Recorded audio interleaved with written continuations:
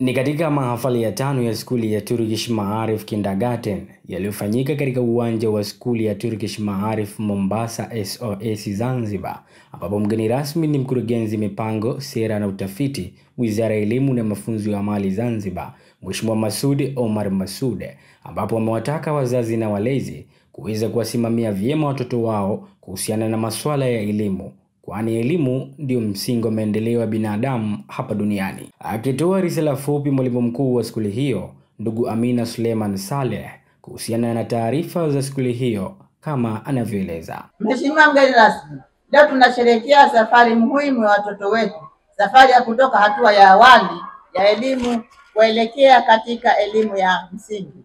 Tunawaona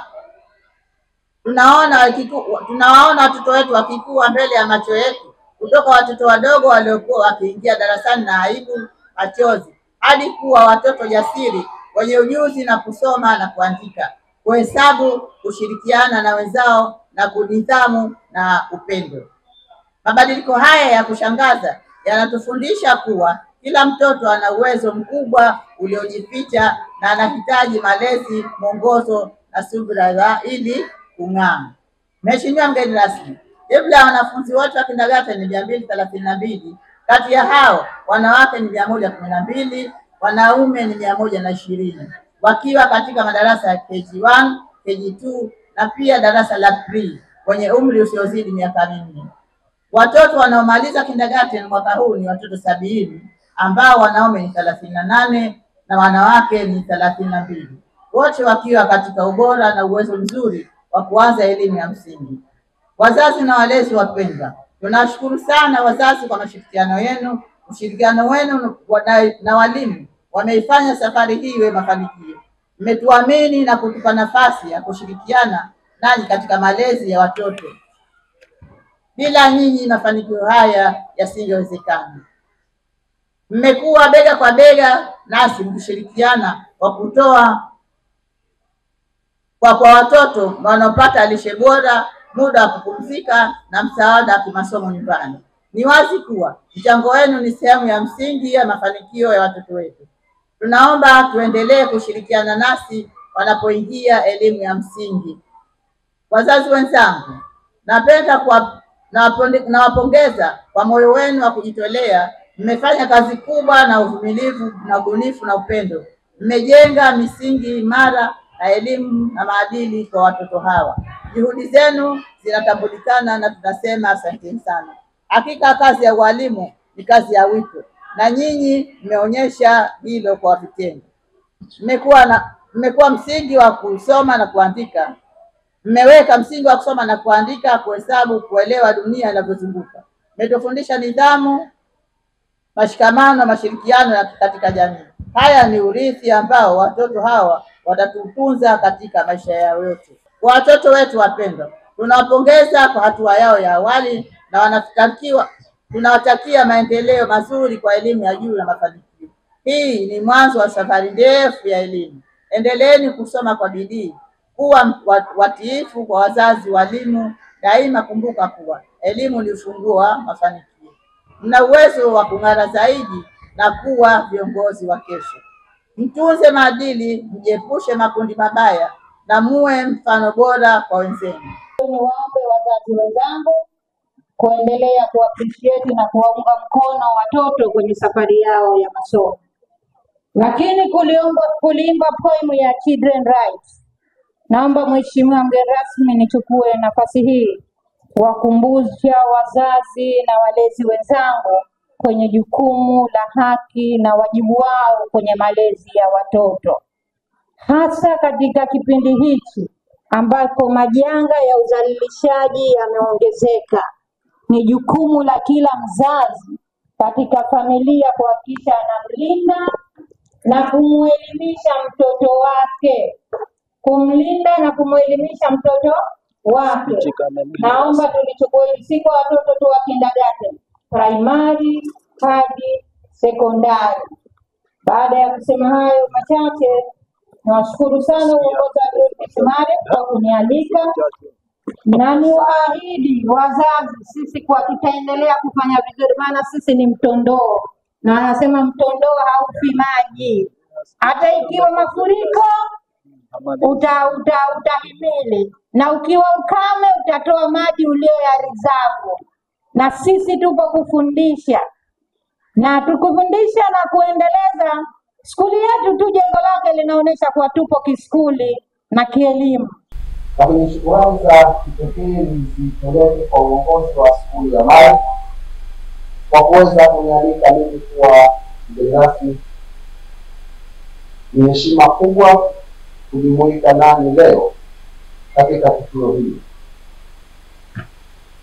Ndugu walimu, wazazi pamoja na vijana wetu, hapana shaka kuwa elimu ndio msingi wa maendeleo ya binadamu kwenye kila nyanja.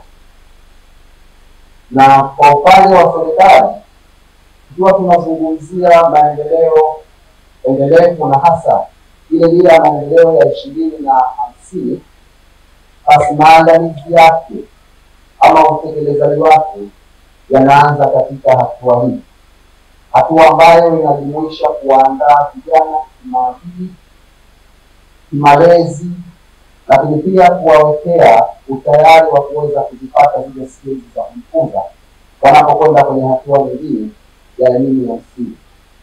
Dira yetu ya maendeleo inasisitiza kuandaa nguvu kazi ambayo itakuwa na uwezo wa kuchangia uchumi na hatimaye kufika kwenye ile hatua ya uchumi tunayokusudia, uchumi wa kati wa juu. Na kwa misingi hiyo, serikali imekuwa ikiwekeza sana katika sekta ya elimu, kwa sababu tunaamini kuandaa vijana katika sekta ya elimu ni sehemu mojawapo ya kuhakikisha kwamba yale ambayo tunayapanga kwenye ile dira ya maendeleo tunaweza kuyafikia kikamilifu.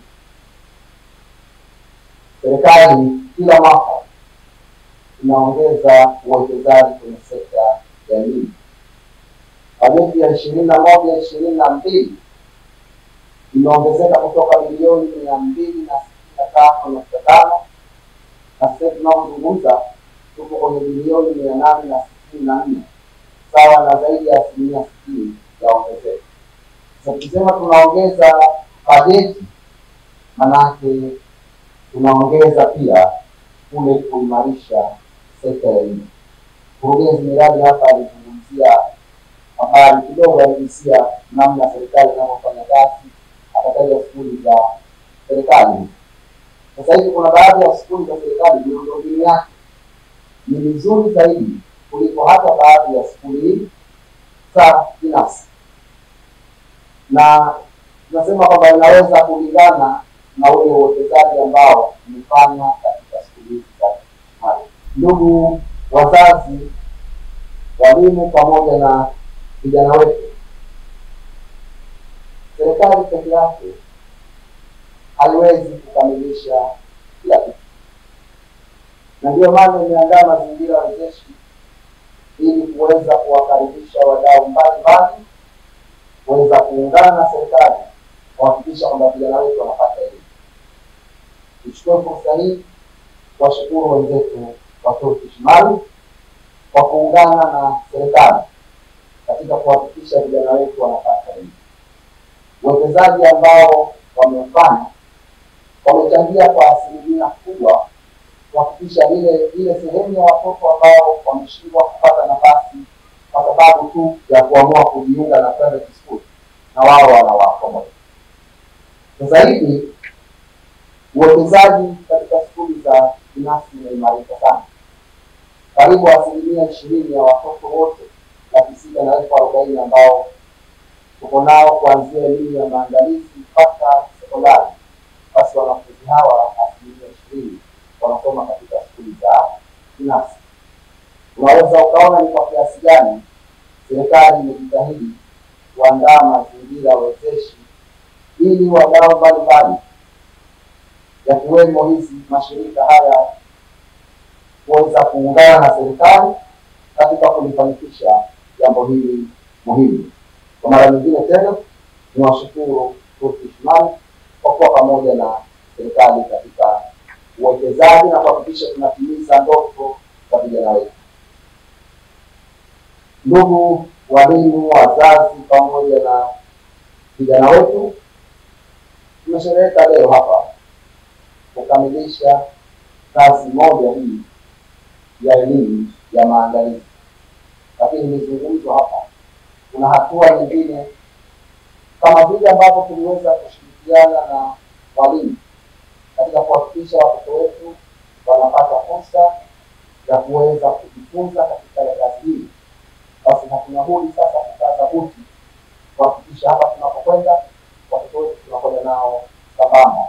Usisahau kusubscribe, kulike, kucomment na kushare Mshindo TV.